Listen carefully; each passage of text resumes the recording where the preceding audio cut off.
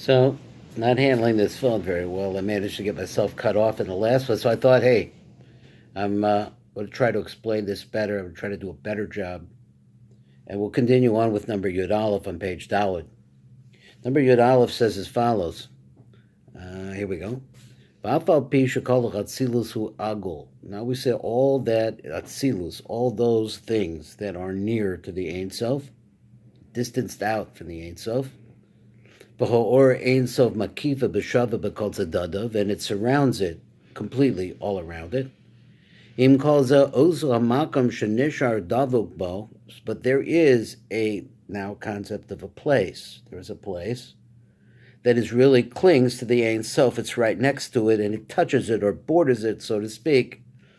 V'nimshach b'menu rosh hakav hazeh, and then into that border area now extends in this kav. Sham nikra rosh ha'atzilus v'elyono. So this is called the beginning of Atzilus, or the head of Atzilus, and its upper part, and it's elyon. B'kol mashin v'spashet b'nimshach lamata, and then therefore everything that comes and spreads and it's going downwards. Nikra tachtonius ha'atzilus is called the bottom of Atzilus. So as I've been saying, I'm saying over and over and over again, it is really an implication of the absence of actually this is all negative in its way. It's because it's not there, or because it's different, or because distanced rather. It's because of the nature of distancing that really causes things to appear and to exist. So he said, "Al yadei kain." So therefore, through this. So now you have the concept of what's up above and what's down below.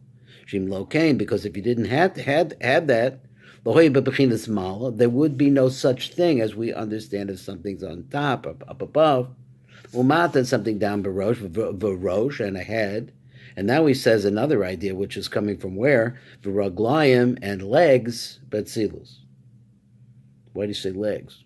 I don't think the tip is going to talk about that, but later on we certainly will. Let's look at the light print over here on number Daled, on page Daled. So he said l'chara. So we see like this, kasha. There's a problem here. We see that there's a problem now. The kevin shahor ein sof hamakif meir toch hachalo agul. So we see that since the light of the Ein Sof is now shining into this agul, im came eich shaykh lichnos bo rosh v'sof. So then, how do you get out the idea that there's a beginning, there's an end? So what does he mean by this? I'm not sure. He says, because we see that all of the universes, all creation, we have no idea at this point what he means by universes, but we will find out. Surprising what it could be. So we say that everything is going to be inside of that. Hu agol, everything is going to be ball-shaped. And as he said before, there's no concept of beginning and end. It's a ball. Everything is equal in a ball. Because all around it is the same distance from the middle, no matter what. There is no beginning or end. So then how do we answer that? So that everything that he creates, all the universes that he creates, have to be in the shape of balls. It's reason because, as we have said before, because there's a place now where this line comes in, it comes from outside into the hollow. So therefore, now we have a concept of a head. That is, if you go to the top of the kav, that place is davuk right there with the Ein Sof Baruch Hu. So he says that kav over there where it starts, this is going to be the highest part.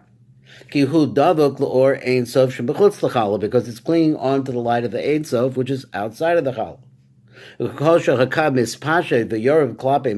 as it starts going down, el makom hasiyum, to the place where it ultimately stops at the other end. There's going to be some problems in here that we're going to have to start thinking about the concept of this, of how you have the relationship between a top and a bottom, and the fact that in a ball, as we're going to see, is that the first ball, there could be a ball on the inside, that the top of this ball and the bottom of this ball is really the same thing, because it's ball-shaped. Well, we'll talk about it in a minute. This is what he's trying to get at. We're trying to understand it. It isn't easy to understand. Came mismayat aura. So as it gets further away from the place where it entered into the challah, then the light is getting dimmer. It's like everything else. As if you shot a bullet, it starts, goes straight. It's powerful when it first starts out, and as it keeps going, it just, same thing with a laser light. It only has a certain amount of distance, and after a while it starts to fade. Bofen shekol bechina hamakabelas mahashefa. So any aspect that is going to be received from this feeding tube, or this feeding that's coming from the Ein Sof, a yotze betoch rosh hakab, that enters in shuhu or godol ma'od. So the tremendous amount of light at the very beginning of this tube. He nikra rosh. So therefore, the amount of light is like your brain. In your brain, there's all this tremendous firepower inside of your head. The fi shesham hu ha'or ha'yoser gadol, because that's where the tremendous amount of light is. Shebekol ha'olamos she'ne'atzla b'soch ha'chalo, of all the universes that are inside of this empty space. Ve'elu kol b'china ha'makabelas ma'ashevach ha'yotze b'siyum ha'kav. So everything that's going to be down at the feet of the kav is going to be down at the bottom. We can still call it feet. Let's look at the feet of a person. So the feet of a person, they're really far away from the brain center, right? So he nikras sof. So therefore, as you get to the place where the light is ended, so to speak, and the light is going to be very little. That's the end. The fisher shama or mamoet, because there the light has been minimized. So therefore, because as a result of this light now that's entered into the hollow, so now we're going to see that the light as it travels through the hollow is going to have different dimensional qualities in terms of the amount of light it has. It's going to be different. It's going to be less. The magnitude of the light at the top, where it's closest to the Ein Sof, is going to be tremendously powerful. I sort of understand this light again. This light is a negative light. This light is not the light that we say like on Broadway lights. It's not that kind of light at all. It's a light that eliminates those lights, because behind those lights is nothing. If the fish Eric Kirvasam Vrichukam, according to how close they are and how far away from them are El Toch El Rosh Hakav and Bechubelo or Ein Sof, which is tied to the light of the Ein Sof. Ad Kan Bir Harav Inyan Chut Ein Sof. So up in this time, now we have the explanation of the Rav on the Chut of the Ein Sof. Gefishahu Niknas the Tocha Chalal Bederek Yosher. So since it's going in a straight line as it goes, but Suras Kab Lamala Lamata, and it's all because it's a line that's coming from the top where there's a lot of light down to the bottom, and there is a bottom, and that's indicating by that fact that it has less light. So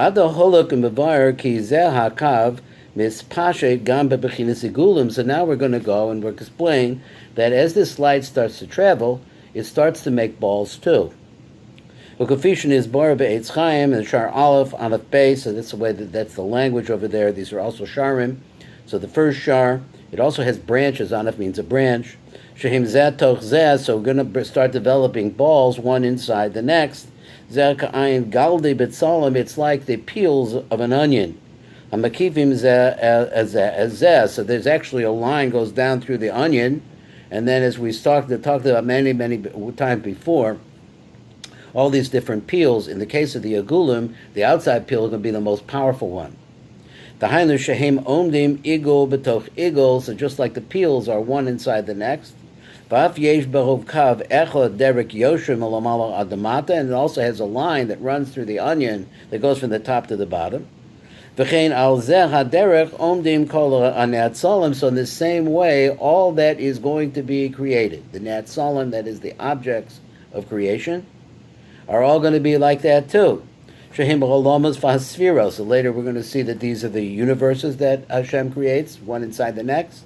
And then we're going to see that they're also the spheros, which are systems of light, holding light. So we'll say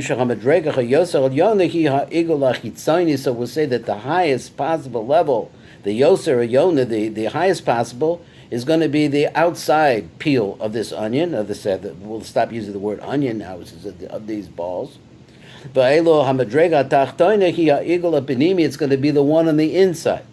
It could be the one where you're ultimately going, that is, the line is going to that place, it's heading in that direction. I mean, let's say like this, you're traveling from here to New York, right?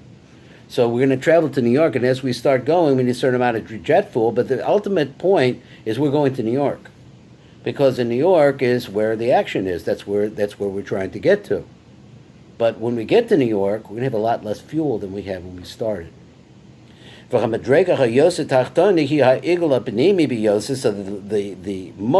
lowest level of this concept of balls is going to be the ball inside of the ball, inside of the ball, inside of the ball. It's going to be a very small ball. And this is going to be like the drawing that we saw previously. Let's try Yud Beis. All right, so let's continue on with number Yud Beis. Number Yud Beis says, V'hineho or hazeh, this light, hamispashet betoch hachalo hazeh, that's now going into this empty space, nechlach t'shtei bechinos, it's divided into two different aspects. Ha'achas hi ki hinei kol ha'orer shebetoch zal hachalel, that all the lights that are inside of this chalel, muchrach shehiyeh bebechinas igulim elu betoch elu. That's the first thing. That whatever goes in is going to create ball shapes. Now let's try to understand what he means, and let's see what the Tiv says. We'll read the light print in the Tiv. He says, "Ha'or hazer hanimse bechutz l'chalo," this light that we find inside of the chalo, sheniknas al tocha chalo. So this line, that's going into the chalo, al yedei chut or ein sof. So now it's coming in, and it has this light of the ein sof in it. Hu mispashet b'chalo b'shnei derachim. So it goes into the chalo, has two different ways, and it moves. Ki hinei kavar nizbar shahor hazelku b'tzuris kav shetikilasa he berosh hachalo. So we've already said that what we have here is just like a thread or a line. It's a very thin line, which has inside of it the line of the Ein Sof. It goes into the chalo, and now we have a concept of a rosh, of a head. The nimsha v'yored ad karav l'sofa chalo. So then it goes down, and it comes close to the end of the chalo. So it doesn't reach the end, as we said before. Now, as it keeps going down, and it's bipashet more, so we mismayit. So we say that his light keeps getting less and less. Now, just to understand the point of this, as we're going to see many times in the Eitz Chaim, is that you need to indicate that light needs to be lessened in order for creation to take place, because it is a negative light. It's a light of nothingness. It's a light of endlessness. And so therefore, for something to this is the concept of yesh ma'ayin. So for something to appear out of nothingness, it has to have much less of the nothingness in it, until the point that something appears, and that's where we're at here. So this idea of the spread of this light is called straightness. It's called straight line. So we have now a concept of straightness, the concept of ball shapes. So that's one way that the light is being mispashet, but it also forms balls. That is that the light now that is coming in this line into the chalo, mispashet sham the tzedade b'tzuras igel. So then it spreads into the open space in the form of balls. Sigvivos dafnos hachalo mebifnim. So they surround the walls, let's say, of this chalo, because the chalo is something. Because it's nothing, because it's instead of nothing, it's something, so it has an entity, it has boundaries to it. So around those boundaries, they're going to start making other balls, because it's ball shape. As he's going to explain, so therefore we see that this is going to make a first ball. You read in Nosefes, and as it's mispashet, and it goes down a second time, el toch achalo lifnim mina igul rishon, inside of that. So now the light continues on. It came into the hollow and it made a ball. And that ball is very close to the boundaries of the hollow. And then he's mispashet a little bit more. So now you're inside of the first ball. So Chabrishon azay na'asa sham igul sheni. So then another ball appears.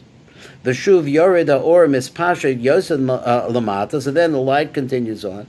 It's mispashet more going downwards. V'na'asa b'sochel ka'igul shlishi, and it makes inside of it like a third ball. V'chein cholak ha'kav v'yored and mispashet. So then the kav continues on. Imagine now you have this kav coming in, makes a ball.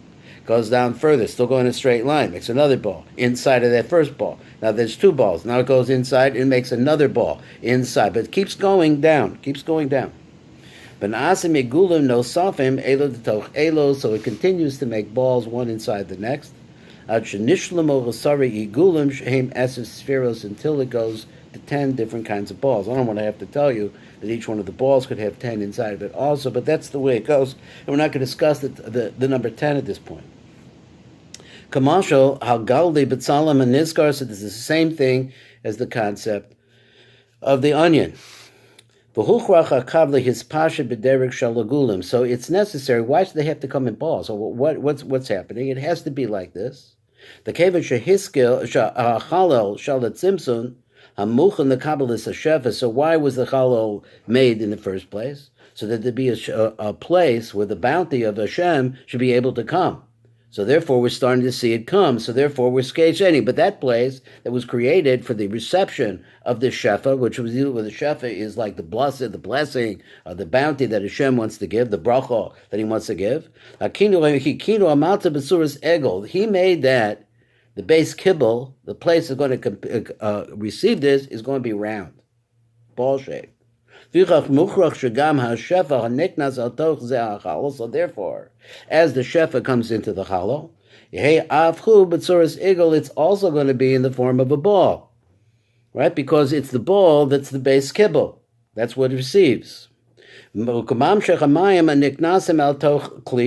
let's imagine like this, for example, that we have water that's coming into some kind of a ball-shaped vessel. So they will also go into that same form.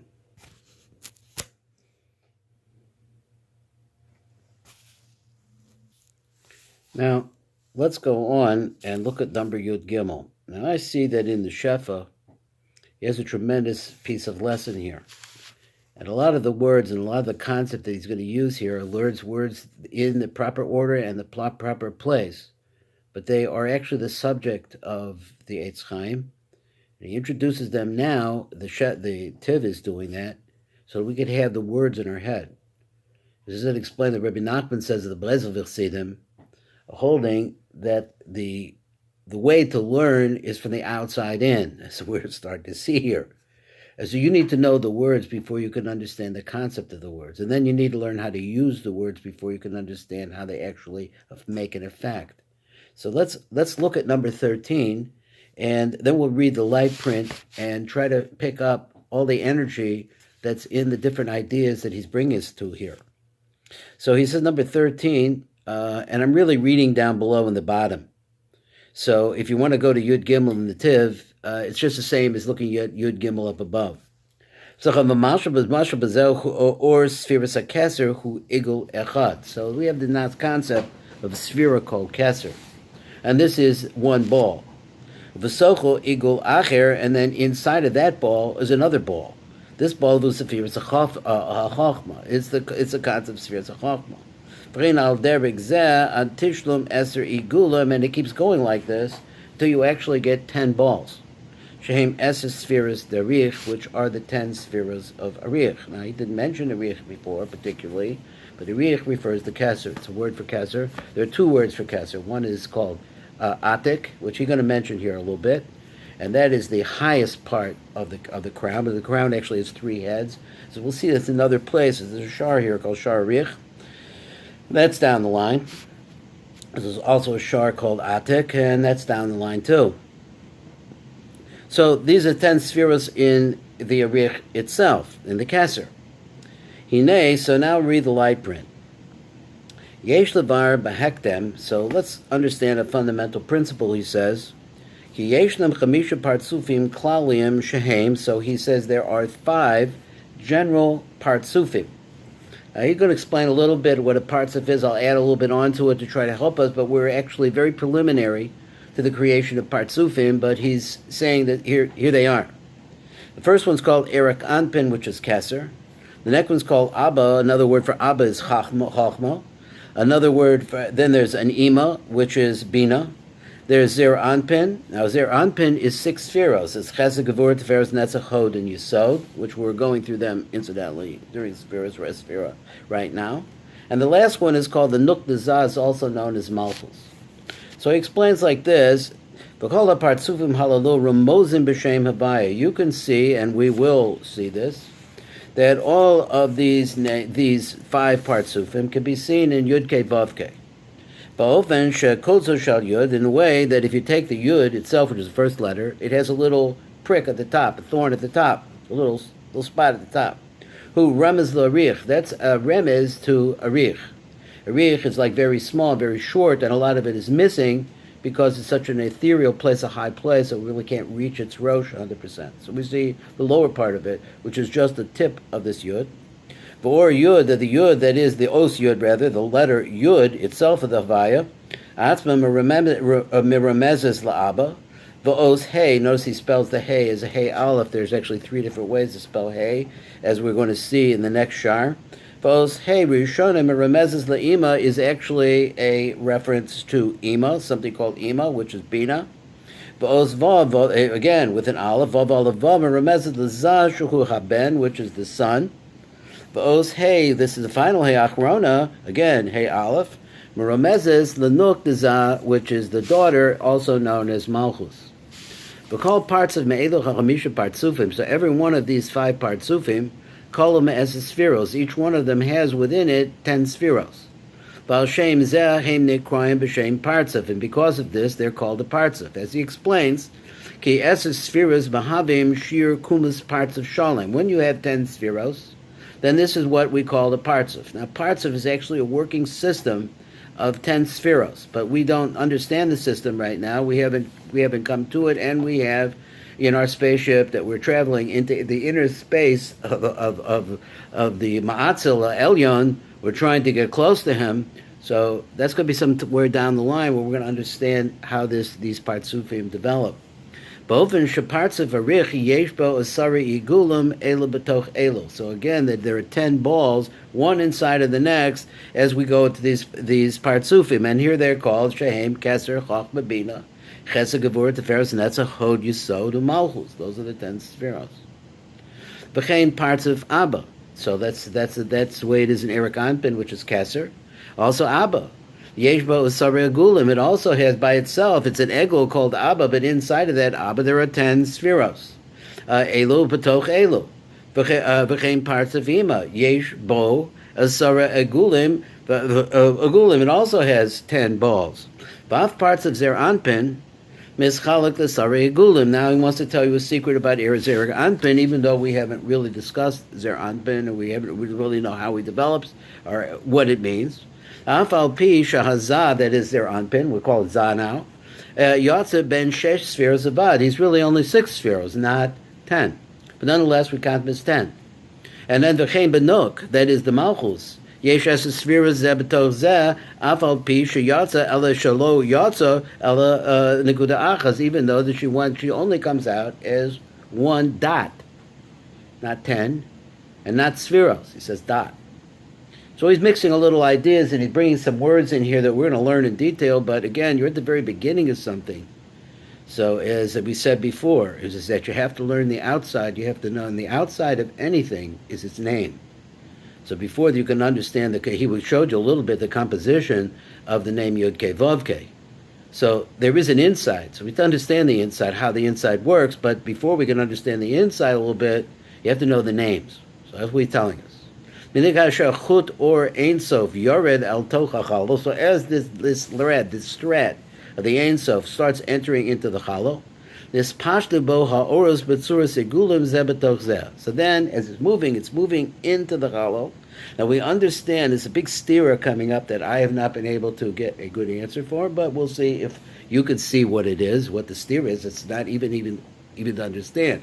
You have this line coming into this ball, and it's going to go all the way into the ball, down to the end of it, which some people say it's some part of Atik, some people say it's the other end of Eric Anpin. Remember, it's a ball. So if you come into the top, and that's Kesser there, Kesser is also down at the bottom, right? So because it's a ball, right? The ball is equal. But you're coming in. So in other words, where it starts, it comes very close to the same place on the other end, and that brings a riot to the problem that he mentioned before, is that if you go all the way through to the other end, you've got nothing, you're back to nothing again. Because in a ball, the top and the bottom, same thing. Okay, but it doesn't go all the way through. So here it goes. That's starting to move. Hu ba'ofen. So it's like this. The way that these balls work is like this. Shedachidin is pashta oris eser iguli parts of the Eric Anpin. So the line comes in and a ball develops.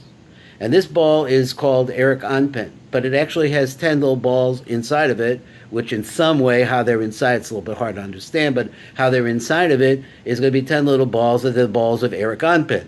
And they're going to be, again, the language of the Mekubalim is they're called Kachav, Keser Chachma Bina, Chagat, which is Chachma Bina, Chesed Gevur Teferes, Nehim, which is Netzach Hod Yisod, and Malchus, those are the 10, add them up. Okay, so it's Kachav, Chagat, Nehim. So those are the balls. Those are balls. Each one of them has these same balls. So here's where it goes. You have this line coming in again. You have the line coming into this ball. And as it's coming into the ball, it grows through the top of the Kesser ball, down through all the balls of the Kesser until it gets to the Malchus of the Kesser. That's the bottom of the Kesser. So now we have a top and a bottom along the line of many balls.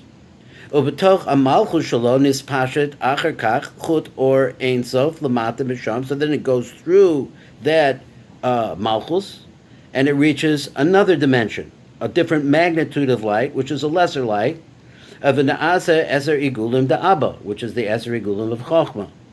Mekeser da'aba ad malchus shalo.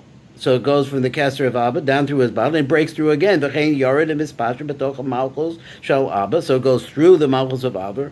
Eser igulim de Ima. Then it goes to the 10 igulim of Ima, and it's going to do the same thing. It's going to go through the Kesser of the igul of Ima, and it's going to all the way down through Ima in a straight line through her malchus. But V'tocha Malchus the Iman is Pashta the Sarah Igulim the Zah, then it goes into the 10 Igulim the Zah. But V'tocha Malchus the Zah is Pashta the Sarah Igulim the Nuk. And then inside of that, it's going to break through, and it's going to go through the Igulim Nuk. Now you understand here, this is the where the stira comes in. To me, I see that, I believe that learning the Sharsha Yam, which goes into all different kinds of explanations of many different views of all different kinds of people that he brings in, tremendous bakiyas over there. But this really doesn't come out because why? If you're going with a line that's going from the top of the ball down to the almost the end of the ball. So the top of the ball is Kesser, and the bottom of the ball is also Kesser. So you're not going to go all the way through the Kesser at the bottom because you have to stop before you get to the end, otherwise you broke through and you're in Ein Sof territory. Again, it's gone. But at the same time, the balls are going one inside of the next. So that when you get to the bottom of the line, you're at Kesser, but when you go into the middle, you're going from Malchus into Malchus, into another Malchus, into another Malchus. It's smaller and smaller in the middle, but the line is going through the other way. It goes right through the middle somehow. So you have to see if you understand what I'm saying, because it's not an easy thing to explain. So let's go on, and let's try to finish this up. Until what you've done here is you've done 50 balls that are incorporated in these 5 partsufim. Each one of the 5 partsufim has 10 spheros. I should call parts of kolol eser spheres pratios, and each one of them has 10 spheros. Eser spheres derich. So let's talk about them. The 10 spheres of derich. These are going to be the most kitzoni. Later on, and after this shar, in fact, we're going to start talking about chitzonim being a completely different definition, because we're going to be talking about the kav after this. So the Rav really only talks about the kav. I said before, the balls is really the subject of cycles and different kinds of things. How the cycles, what causes the cycles. In other words, we're standing on the earth here, and there's a shefa coming to us from the Ein Sof Baruch Hu all the time. But on the other hand, there's also something inside of us. Ani Hashem b'kerev haaretz. So he's in the middle of everything. So let's go on. Let's see the Beitz Chaim, Ashar Aleph Perik Beis. He says, over the cost of Sheyesh Gam Asara Iguli Atik. So he adds in, there's another Igul, which is even closer to the Ein Sof Baruch Hu, which is called Atik. And we will be discussing Atik. Very difficult to understand Atik because there's not too much there to be able to get your fingers on, to get your hands on. So this is the part that's closest to the Ein Sof, called, let's say that it's the top, it's the Rosh of the Rosh. Zechuvazos yesh lechem ma'ala yisera al shar kol ha'sefiros k'mavur be'etz chaim, shar igulin v'yosher on a base, instead of moving b'tocha inyan. So we understand for this is that whatever is closer to the outer edge of this ball, which has something in it, right? That's going to be the highest level. Ki keser gadol b'kumos min ha'chachma. There's more in keser than there is in chachma. Kevin shacha'igul the keser gadol b'hikifo mi'igulei chachma, because as its surrounding area, its circumference is going to be much larger than that of chachma, because chachma is inside of it. V'od shaharecha ma'atzam meir shefa or ein so misavid l'chalo ha'egel hazeh. So as we just said before, is that we're sitting on earth, we're actually in the ball that's in the ball inside of the ball inside of the ball. We're the ultimate ball here. We're the ultimate ball standing on the earth. So but on the outside of the ball is the light of the Ein Sof shining into the ball, always surrounding it, always giving shefa, but not enough shefa, but to make it wipe out. That is on the outside of the boundary, it's shining in. That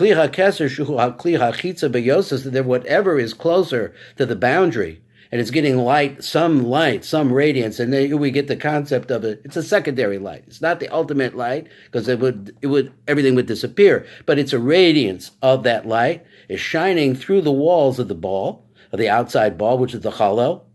So therefore, it's getting the highest bit of radiance from that. And as the line comes in, it's going to get the abundance of the line that's producing the ball itself of the keser.